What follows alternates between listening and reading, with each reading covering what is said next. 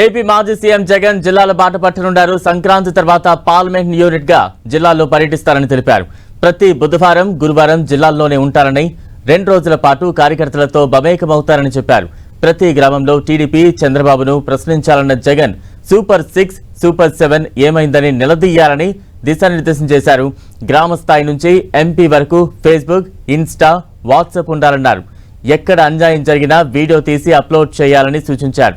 జనవరిలోగా పార్టీలోని వివిధ విభాగాలకు నియామకాలు పూర్తి చేయాలని జగన్ ఆదేశించారు.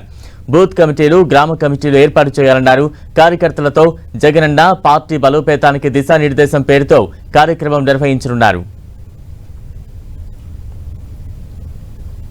ఈ సంక్రాంతి తర్వాత నేను కూడా ఇక జిల్లాల బాట పడతాను.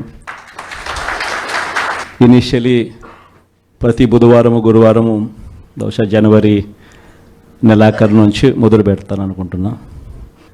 ప్రతి వారం బుధవారం, గురువారం నేను కూడా జిల్లాల్లోనే పడుకుంటా. ప్రతి పార్లమెంటు ఒక యూనిట్ కింద తీసుకొని నేనే అక్కడికి వచ్చి నేనే బస చేస్తా.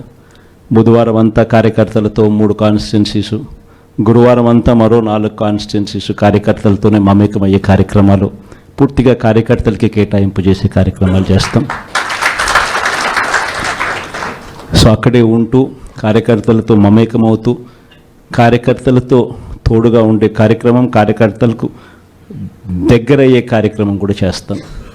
దాంట్లో భాగం కూడా ప్రోగ్రాంలో పేరు కూడా కార్యకర్తలతో జగనన్న పార్టీ బలోపేతానికి దిశానిర్దేశం అనే కార్యక్రమం పేరు కూడా పెట్టి ముందుకు తీసుకొని పోతాం.